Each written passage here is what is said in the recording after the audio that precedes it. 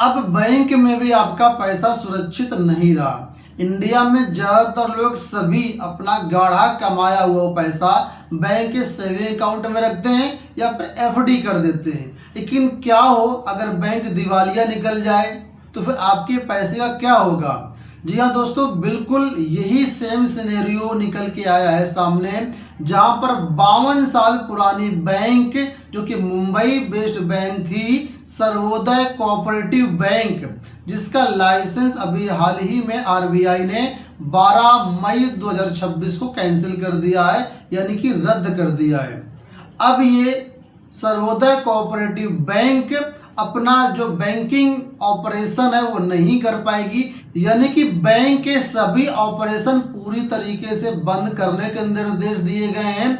और जो आम लोग हैं जिनका खाता बैंक में था, वो ना तो खाते में पैसा जमा कर पाएंगे और ना ही जमा पैसा निकाल पाएंगे। जी हाँ, बिल्कुल सही खबर है। ये जो बैंक है उसका लाइसेंस आरबीआई ने रद्द कर दिया है। अब आगे क्या होगा, इन लोगों का पैसा कैसे मिलेगा, क्या पूरी प्रक्रिया होगी, वो इस वीडियो में आपको बताने वाला हूं। तो वीडियो को आप लोग अंत तक देखना। वीडियो पसंद आए तो चैनल को सब्सक्राइब कर लेना और इस वीडियो को लाइक शेयर भी कर देना। अब बात करते हैं कि आखिर आरबीआई को इस बैंक का लाइसेंस क्यों रद्द करना पड़ा, क्यों इस बैंक को बंद करना पड़ा। तो यहाँ पर दोस्तों 3 बड़े रीजन में बारी बारी से रीजन को आपको समझाता हूँ।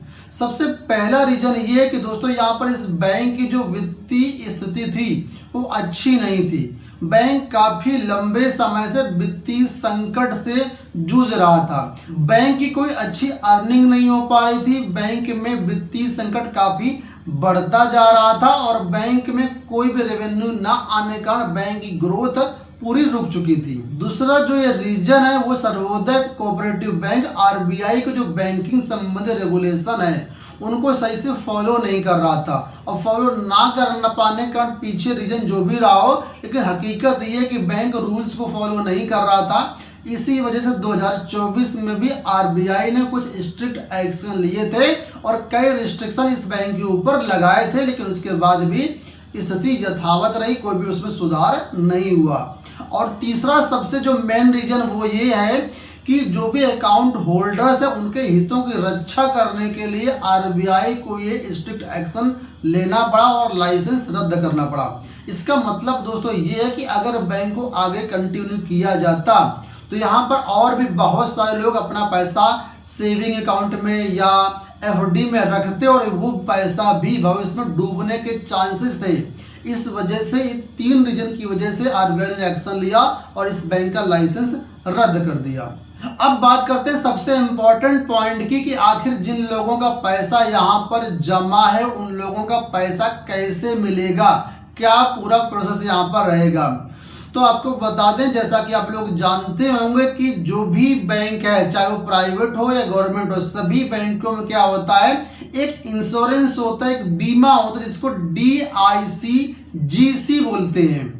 इस बीमा के तहत सभी अकाउंट होल्डर्स का 5 लाख रुपए तक सिक्योर रहता है, यानी कि इंश्योर्ड रहता है। यानी कि अगर कभी बैंक दिवालिया हो जाता है तो DICGC के द्वारा आपको अधिकतम 5 लाख रुपए ही दिए जाएंगे। और वही इस केस में भी होगा, क्योंकि बैंक पहले से ही फाइनेंशियल बर्डन में था, फाइनेंशियल क्राइसिस में था, तो बैंक के पास पैसा ही नहीं है कि वो आपका पैसा पे कर पाए। इस वजह से जो यहाँ पर इंश्योरेंस था उसके तहत सभी अकाउंट होल्डर्स को जितना उनका पैसा था अधिकतम 5 लाख रुपए तक आपको दे दिया जाएगा। और अगर किसी का पैसा 5 लाख के ऊपर जमा था तो वो फिर नहीं मिल पाएगा, अधिकतम 5 लाख तक ही मिलेगा। ठीक है, जो रिपोर्ट निकल के आ रही है उस रिपोर्ट के अनुसार करीब यहाँ पर 98% लोगों का पैसा DICGC के द्वारा मिल जाएगा, लगभग 2% लोगों का पैसा नहीं मिल पाएगा, यानी 2% लोगों का पैसा एक तरीके से मर जाएगा। अब 2% लोग सुनने में तो लग रहा होगा बहुत कम है, लेकिन एक्चुअल में इस बैंक के बहुत सारे अकाउंट होल्डर्स हैं और जो 2% पैसा भी कैलकुलेट करे तो वो भी करोड़ों रुपए में होगा। तो ये जो पैसा मरना ही मरना से कोई गुंजाइश नहीं, कोई उम्मीद नहीं है। हाँ, अगर यहाँ पर जो बैंक की परिसंपत्तियां उनको बेचकर अगर कुछ पैसा आता है तो भले ही 5 लाख के ऊपर वालों को कुछ पैसा वहां पर मिल जाए, लेकिन इसकी संभावना बहुत कम है। अब बात करते हैं कि आखिर ये पैसा कब मिलेगा।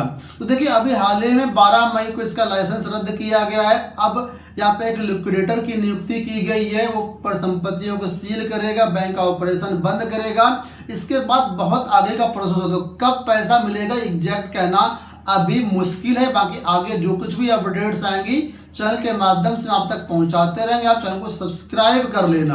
तो इस न्यूज से काफी कुछ आपको सीख मिली होगी कि बैंक में भी आपका पैसा सुरक्षित नहीं है। DIC जिसे के द्वारा अधिकतम 5 लाख तक की ही गारंटी है, उसके ऊपर अगर आप पैसा बैंक में रख रहे हैं तो बैंक डूब गया तो पैसा आपका डूब जाएगा। ठीक है, तो हमेशा पैसे को डाइवर्सिफाई करके इन्वेस्ट करें। कभी भी पूरा पैसा एक ही बैंक में ना रखें। अगर आपको लगता है कि हमारे पास पैसा ज़्यादा, हमको FD ही करनी है या सेविंग में ही रखना है, तो अलग अलग 3-4 बैंक में अपना अकाउंट खुलवा करके एक बैंक में अधिकतम 5 लाख तक ही रखें। तो इस तरीके से अगर आप स्मार्ट प्लानिंग करके निवेश करते हैं, सेविंग करते हैं, तो आपका पैसा यहाँ पर सुरक्षित रहेगा।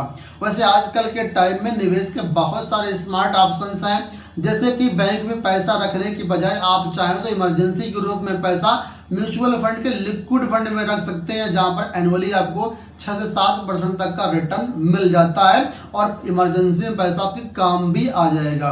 इसके अलावा भी निवेश के और सेविंग के बहुत सारे ऑप्शन आप उनको एक्सप्लोर कर सकते हैं। तो उम्मीद करेंगे वीडियो आपको पसंद आया होगा। इस तरह के वीडियोज को जो सब्सक्राइब कर लीजिए। मिलते हैं नेक्स्ट वीडियो में। धन्यवाद, नमस्कार।